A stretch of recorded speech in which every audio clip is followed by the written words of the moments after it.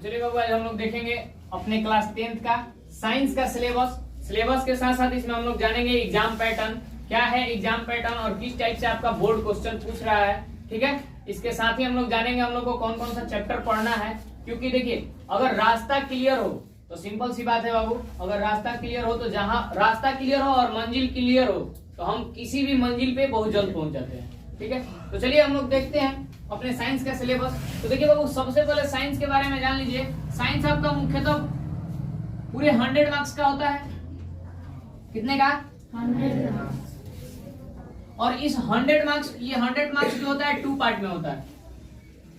ठीक है, यानी कि मार्किंग सिस्टम जो होता है इसका 2 पार्ट में होता है। एक आपका हो जाता है 80 मार्क्स और एक हो जाता है 20 मार्क्स। ये आपका प्रैक्टिकल, इसको प्रायोगिकी बोलते हैं। क्या बोलते हैं? जो कि स्कूल के द्वारा दिया जाता है। और ये आपका बाबू थ्योरी है। ठीक है,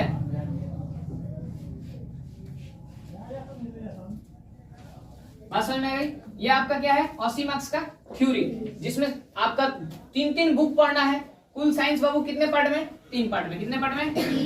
3 पार्ट में। ये मार्किंग सिस्टम के हिसाब से फर्स्ट पार्ट कितना? 2 पार्ट है। लेकिन अगर बात की जाए सब्जेक्ट के अनुसार तो कुल साइंस आपका कितने पार्ट में है? 3 पार्ट में। कितने पार्ट में? 3 पार्ट में। साइंस का फर्स्ट पार्ट होता है आपका फिजिक्स।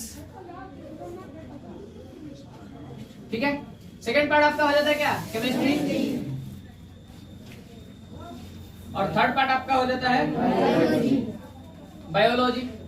अब देखिए बाबू फिजिक्स का हिंदी होता है आपका भौतिकी। क्या होता है? भौतिकी। केमिस्ट्री का होता है रसायन। ठीक है, और बायो का होता है जीव विज्ञान। क्या होता है? जीव विज्ञान। अब देखिए हम लोग बाबू जानते हैं पूरे का पूरे 80 मार्क्स का क्वेश्चन इस थ्योरेटिकली से पूछेगा, जो कि हमको लिखना है। और इसके साथ ही बाबू ये जो आपका 80 मार्क्स है 2 पार्ट में हो जाता है मार्किंग सिस्टम के अनुसार। मार्किंग सिस्टम के अनुसार 80 मार्क्स भी कितने पार्ट में? 2 पार्ट। थ्योरी जो हमारा 80 मार्क्स का था, कितने का बाबू? 80 मार्क्स का। ये भी कितने पार्ट में? 2 पार्ट में। आपका हो जाता है ऑब्जेक्टिव। क्या होता है? ऑब्जेक्टिव। इसमें बाबू क्वेश्चन एक रहेगा, प्रत्येक क्वेश्चन 1 नंबर का होता है और उसके लिए 4 ऑप्शन दिए जाते हैं, जिसमें से कोई एक ऑप्शन सही होता है। ठीक है, बात समझ में आ गई? तो एक हो जाता है आपका ऑब्जेक्टिव और एक हो जाता है सब्जेक्टिव। क्या हो जाता है? सब्जेक्टिव।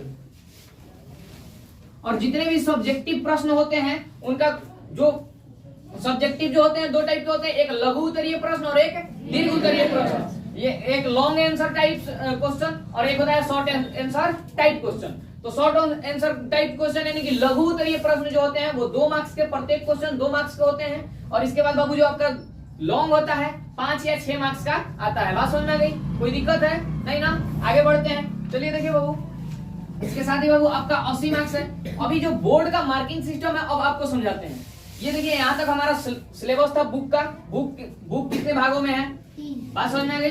बुक हमारे 3 भागों में है। उसके बाद सबसे पहले साइंस कितने मार्क्स का पूछता है? तो 100 मार्क्स का पूछता है। उसके बाद बाबू आपका इसमें 80 मार्क्स का थ्योरी होता है और 20 मार्क्स का प्रैक्टिकल होता है, जो कि स्कूल से मिलता है आपको। इसके साथ ही हम लोग जान गए कि थ्योरी जो होता है हमारा कितने पार्ट में? 2 पार्ट में। एक होता है सब्जेक्टिव और दूसरा होता है सब्जेक्टिव। में प्रत्येक क्वेश्चन कितना मार्क्स? 1 मार्क्स। और ऑब्जेक्टिव में, और सब्जेक्टिव जो होता है कितने पार्ट में? 2 पार्ट में। एक लॉन्ग टाइप और एक कोई दिक्कत?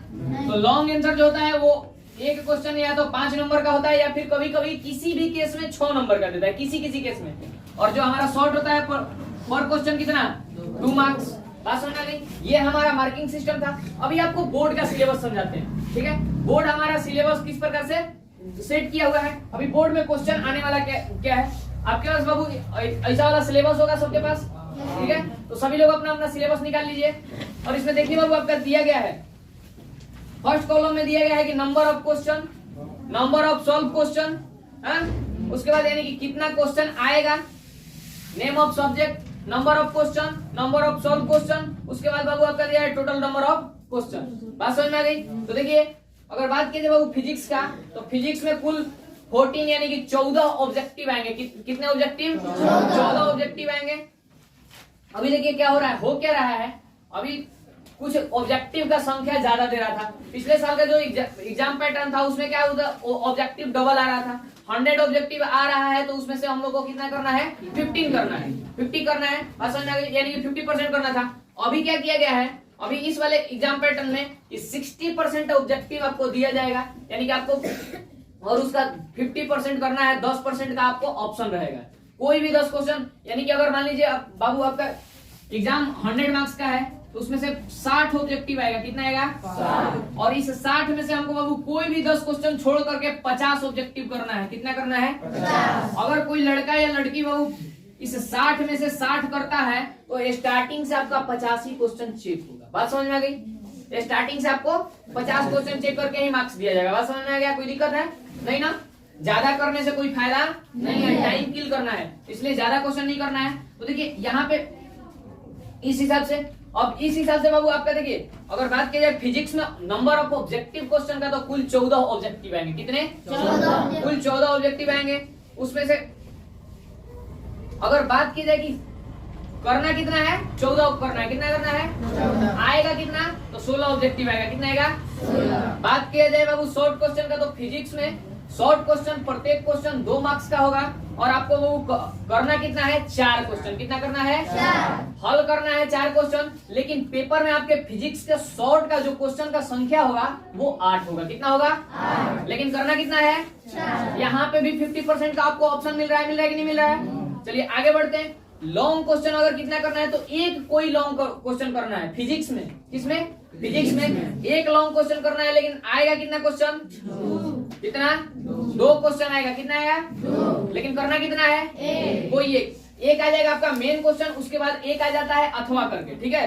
कोई भी क्वेश्चन दे देगा, उसके बाद मान लो मेन क्वेश्चन में दे दिया कि प्रतिरोधों के संयोजन से आप क्या समझते हैं, श्रेणी क्रम समांतर क्रम संयोजन को समझाएं और उनके लिए व्यंजक प्राप्त करें। बात समझ में आ गई? अथवा में दे देगा कि दर्पण सूत्र क्या है, इसको प्रूफ करें, अवतल दर्पण में प्रूफ करें या उत्तल दर्पण में प्रूफ करें। तो अगर आप मेन क्वेश्चन बना रहे हो, मेन क्वेश्चन का नंबर लिखोगे, या फिर अथवा वाला क्वेश्चन बना रहे हो तो उस क्वेश्चन का नंबर लिख करके और वहां पे लिखोगे कि अथवा, ठीक है। बात समझ में आ गई? कोई दिक्कत? आगे सेम टाइप है। अगर बात की जाए केमिस्ट्री का, तो इसमें आने वाले ऑब्जेक्टिव क्वेश्चनों की संख्या है 16, कितना 16। कितना क्वेश्चन बाबू, लेकिन हल कितना करना है, कितना करना है 13। शॉर्ट क्वेश्चन का बात की जाए तो इसमें भी 7 शॉर्ट क्वेश्चन आएगा, करना कितना है 4, कितना 4। सेम बायो का भी फॉर्मेट है। बात समझ में आ गई, सिलेबस समझ में आ गया। टोटल बात की जाए आने वाले टोटल प्रश्नों की संख्या, तो ऑब्जेक्टिव टोटल आपका 48 आएगा, कितना 48, यानी कि 60%, कितना परसेंट 48 आएगा। और उसमें से करना कितना है 40, कितना 40 क्वेश्चन करना है। इसके बाद आपका बाबू रह गया शॉर्ट क्वेश्चन, तो टोटल आने वाले शॉर्ट क्वेश्चन का संख्या कितना है 22, कितना 22, ठीक ना। और इसके बाद बात किया जाए लॉन्ग क्वेश्चन का, तो टोटल लॉन्ग कितना आने वाला है आपका, करना कितना है, कोई दिक्कत किसी को? कोई दिक्कत? आएगा 22 क्वेश्चन और करना कितना शॉर्ट 12, कितना 12। कोई दिक्कत है नहीं ना? उम्मीद करते हैं आप लोग को सिलेबस काफी अच्छे से समझ में आया होगा। और ज्यादा मोस्ट इंपोर्टेंट कंटेंट के लिए देखते रहिए आप हमारा यूट्यूब चैनल मिशन वर्दी ऑफिशियल। मिलते हैं नेक्स्ट वीडियो में बेहतर कंटेंट के साथ। जय हिंद।